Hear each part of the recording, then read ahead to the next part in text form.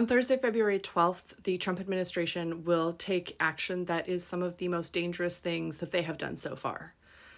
And that is, I am including the actual bombs, the threats of invasion, all of the other stuff that they have done.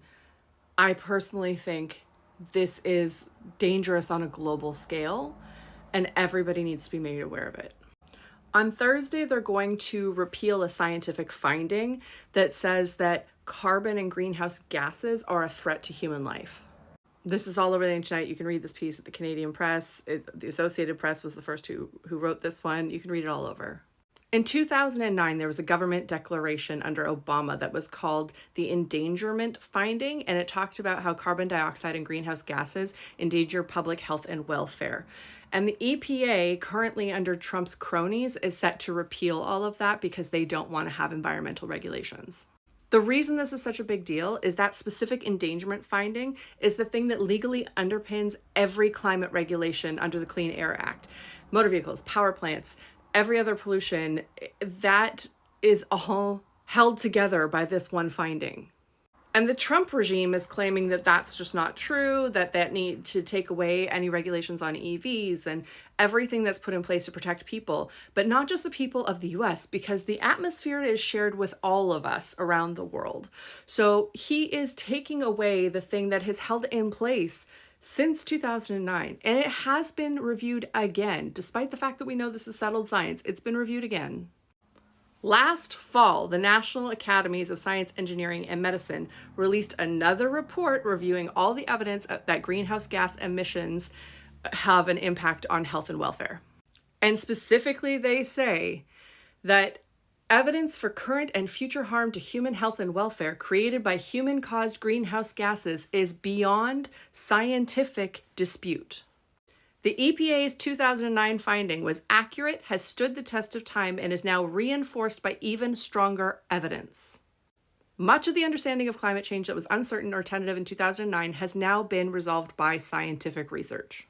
There is literally no reason other than just greed and money to be doing this. The science is settled around the world. I think, as awful as all the geopolitics that are happening around everywhere and the threat to Canada and everybody is concerned about that, this is by far the most dangerous thing that he could be doing. This is going directly against the Paris Climate Accords. This is going against everything that we have been trying to accomplish. And the reason that it makes me so upset, and the reason that I personally am flagging this as the largest threat to human life on the entire planet, is because I worked for a company that was a clean energy company. I spent 4 years heading communications for clean energy. And in that time, I was in the rooms, I was in the conferences, I was in all of the briefings from climate institutes about what is going on and the measures that we need to take in these extremely hard to abate sectors, specifically the one that I was working in. And this is directly going to impact all of the progress that has been fought so hard for over the years. I cannot stress to you enough how horrified I am by this news. And it reminds me of, if anybody watched the Aaron Sorkin drama, The Newsroom, there was an episode in season 3, the last season of the show, where this head of the EPA goes on TV and tells them where they are at with the climate, and basically is like, I don't care, nobody's listening to us, and we needed to change things 20 years ago. And I'm going to insert a clip for you here and see if this feels resonant. What's your prognosis? 1,000 years, 2,000 years? A person has already been born who will die due to catastrophic failure of the planet. What did he just say? Okay, can you expand on that? Sure. The last time there was this much CO2 in the air, the oceans were 80 feet higher than they are now.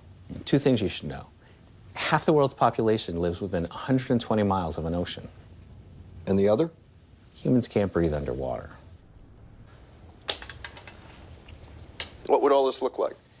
Well, mass migrations, food and water shortages, spread of deadly disease, endless wildfires, way too many to keep under control, and storms that have the power to level cities, blacken out the sky, and create permanent darkness. Are you going to get in trouble for saying this publicly? Who cares? I wish I could tell you that there was something that we could do to stop this. There isn't. The Trump regime is going to do what they're going to do. And unfortunately, it's going to be on us to try to change these things in other countries. I don't think that corporations are going to voluntarily adhere to environmental protection standards unless consumers absolutely demand them. And with everything else going on in the US, I know that environment is going to come last yet again. And this is my biggest fear. And I am sitting in February in my house in British Columbia, Canada, and we haven't had snow this year. And I know that means we are going to have a rough fire season. We are seeing the profound effects of climate change every single day. The fact that this administration is rolling back this scientific finding for lining their own pockets for a future that they are too old to ever experience. They will die before they have to live through the dystopian hellscape that they are leaving us with. This pisses me off, and it should piss you off too.